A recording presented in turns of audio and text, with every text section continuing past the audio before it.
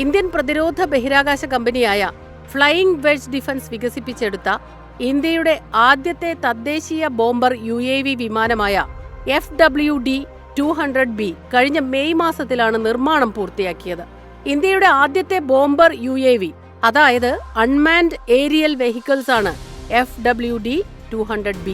American നിർമ്മിത unmanned aerial വെഹിക്കിൾസിനൊപ്പം തന്നെ പ്രവർത്തന ശേഷിയുള്ളതാണ് ഈ UAV എന്നതാണ് എടുത്തു പറയേണ്ടത്. ഒപ്റ്റിക്കൽ നിരീക്ഷണ പേലോഡുകളുള്ള ഈ അൺമാൻഡ് ഏരിയൽ സിസ്റ്റം കൃത്യമായ വ്യോമാക്രമണങ്ങൾക്കായി മിസൈൽ പോലുള്ള ആയുധങ്ങളുമായി സംയോജിപ്പിച്ചിരിക്കുന്നു.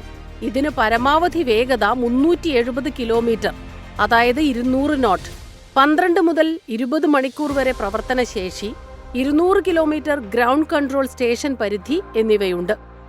FWD-200Bയുടെ അസാധാരണമാംവിധം തടിച്ച രൂപവും ചെറിയ ലാൻഡിംഗ് ഗിയറുകളും കാരണം ഇതിന്റെ പ്രവർത്തനശേഷിയെപ്പറ്റി എയർക്രാഫ്റ്റ് അവതരിപ്പിച്ച സമയത്ത് നിരവധി സംശയങ്ങൾ ഉയർന്നിരുന്നു.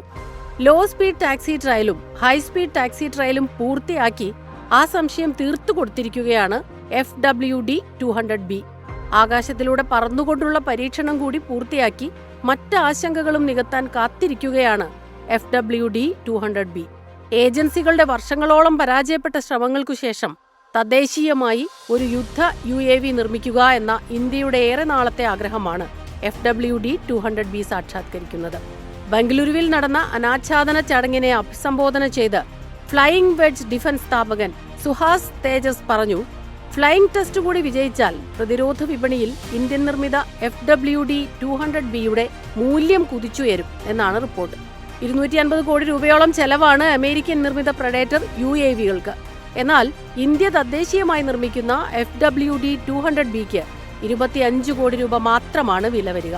സ്വയം പര്യാപ്തത മാത്രമല്ല, ഈ ഡ്രോൺ ദേശീയ പ്രതിരോധശേഷി വർദ്ധിപ്പിക്കുകയും ഇറക്കുമതിയെ ആശ്രയിക്കുന്നത് കുറയ്ക്കുകയും മേക്ക് ഇൻ ഇന്ത്യ സംരംഭത്തെ പിന്തുണയ്ക്കുകയും ചെയ്യുന്നു.